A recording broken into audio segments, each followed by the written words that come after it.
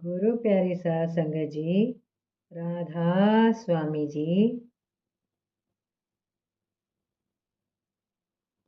विदेश में नाम का प्रचार।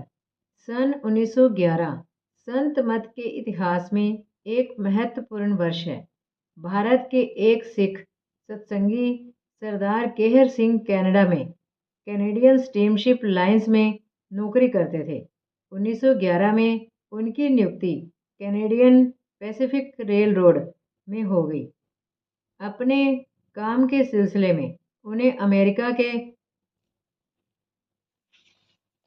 उत्तर पूर्वी तट पर स्थित वाशिंगटन स्टेट में भी जाना पड़ता था। यहाँ एक दिन शाम को सरदार केहर सिंह कहीं पैदल जा रहे थे कि रास्ते में पोर्ट एंजलिस वाशिंगटन स्टेट में रहने वाले एक अमेरिकन दंपति डॉक्टर और श्रीमती ब्रॉक की दृष्टि उन पर पड़ी। उन्होंने देखा कि इस हिंदुस्तानी सरदार के पीछे एक सफ़ेद पगड़ी पहने सफ़ेद दाढ़ी वाले बुजुर्ग हैं, जिनका मुख अत्यंत सुंदर, आकर्षक और ज्योतिर्मय है। वे अपने आप को रोक न सके और उन्होंने सरदार केहर सिंह जी से पूछा, ये आपके सिर पर दिखाई देने वाले दिव्य पुरुष कौन हैं? ये प्रश्न सुनकर केहर सिंह जी कुछ क्षण के लिए हैरान रह गए।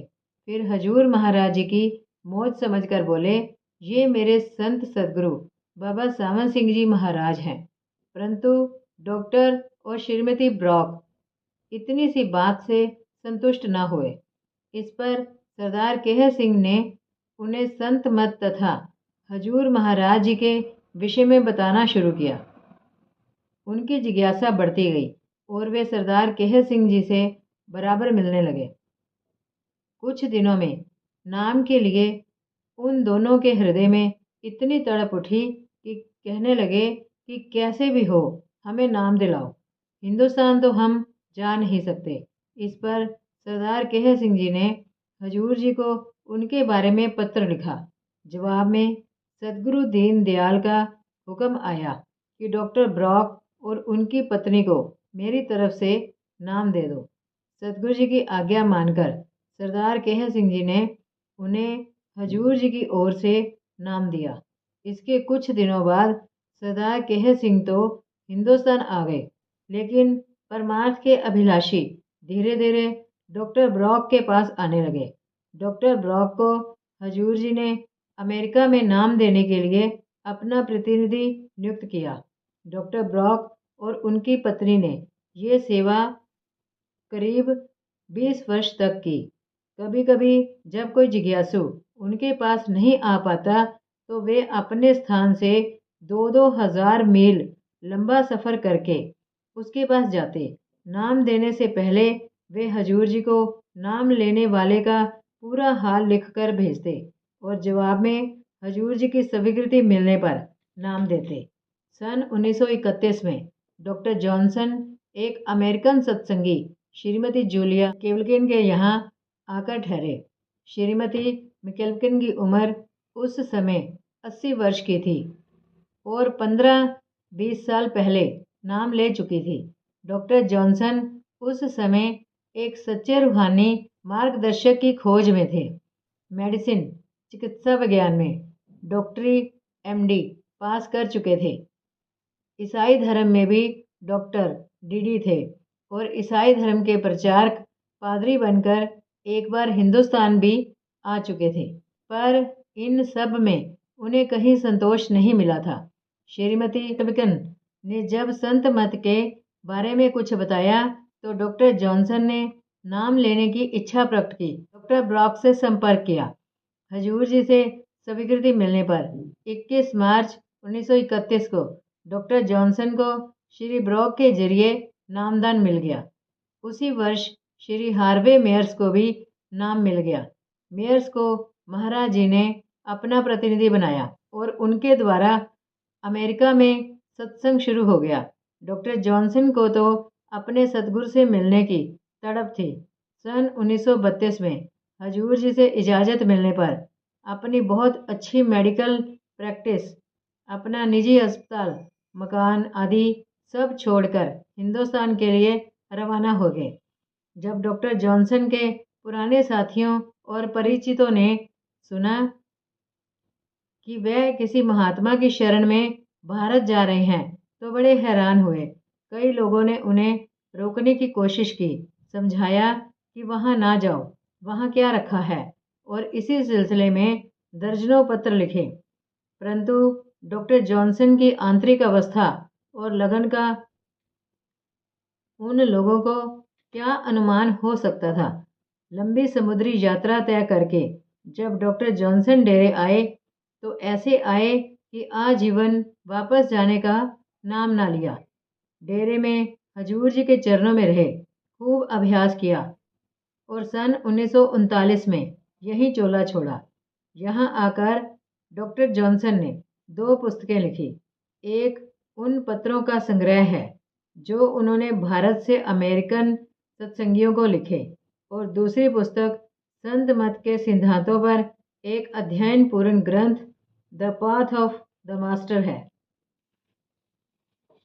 उस समय तक विदेश के सत्संगियों व जिज्ञासुओं के लिए संत मत की कोई पुस्तक अंग्रेजी में नहीं थी। हजूर जी के द्वारा सत्संगियों और जिज्ञासुओं को लिखे गए पत्र ही उनके लिए एकमात्र संत मत का साहित्य था, और कई बार वे हजूर जी के पत्रों के अंशों को आपस में पढ़ते थे। इसी समय सरदार सेवा सिंह सेशन जज और सारवचन राधा स्वामी वार्तिक का अंग्रेजी में अनुवाद किया, और हजूर जी की इजाज़त से वह भी प्रकाशित किया गया। इंग्लैंड के निवासी कर्नल सैंडर्स ब्रिटिश सेना में एक अफसर थे जो 1937-38 में हिंदुस्तान में नियुक्त थे। वह 1938 में हजूर जी के चरणों में आए और नामदान प्राप्त किया। जब दिसंबर 1943 में कर्नल सैंडर्स वापस इंग्लैंड जाने लगे तो हजूर जी ने उन्हें वहां के लिए अपना प्रतिनिधि नियुक्त किया। कुछ ही दिनों बाद इंग्लैंड में कर्नल मार्टिन और मिस रुग को नाम मिला, और इस प्रकार इंग्लैंड और यूरोप में सत्संग शुरू हो गया।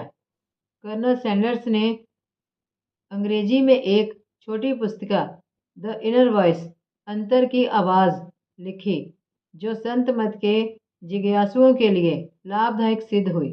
दक्षिण अफ्रीका में भी संत मत का प्रारंभ 1935 और 40 के बीच में हुआ। सर कार्लिन गारबेट पंजाब शासन में मुख्य सचिव तथा अर्थ विभाग में कमिश्नर थे। वह हजूर जी के संपर्क में आए और उन्हें संत मत के बारे में पता चला। बाइबल का गहरा अध्ययन किया हुआ था और रूहानी बातों में रुचि थी।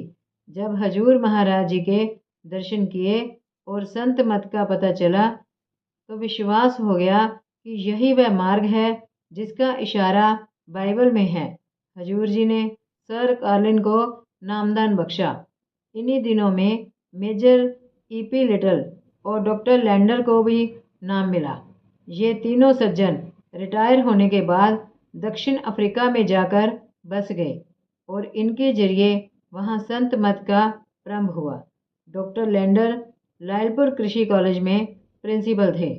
सरदार बहादुर जगत सिंह जी उन दिनों उनके कॉलेज में प्रोफेसर थे। सरदार बहादुर जगत सिंह जी के ऊंचे चरित्र, प्रेमपूर्ण व्यवहार और पवित्र जीवन से डॉक्टर लैंडर बहुत प्रभावित हुए और उनके जरिए ब्यास आकर हजूर महाराज जी से नाम प्राप्त किया। हजूर महाराज सामन सिंह जी ने जो विदेशों में नाम की शुरुआत की और जो बीज बोया वह आज फल फूल कर एक विशाल वृक्ष का रूप ले रहा है। इसका पूरा विवरण आगे दिया जाएगा।